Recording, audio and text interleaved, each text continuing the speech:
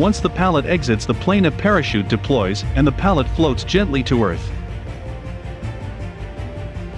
Rapid Dragon is different from the standard pallet drop. As the pallet descends, it orients its missile cargo nose down. The missiles fall out of their containers pointing straight down.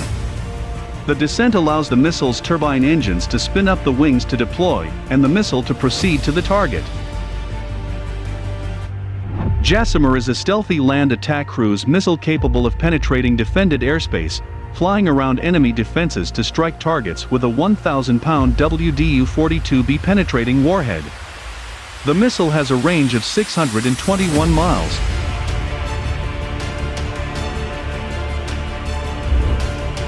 Rapid Dragon turns Air Force transports into bombers, but the transformation isn't perfect. This most recent test used a live munition rather than a mass simulator.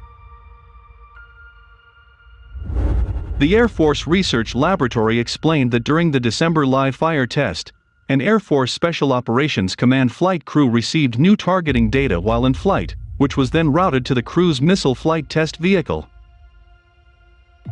The aircraft-agnostic battle management systems in flight received an upload of the new targeting data into the crew's missile flight test vehicle was a first-time achievement with a live cruise missile.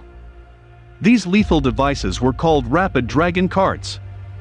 Today the Rapid Dragon concept is changing the game again, this time as an airborne delivery system for U.S. Air Force weapons, and like its namesake, these palletized munitions promise to unleash mighty salvos en masse on distant adversaries.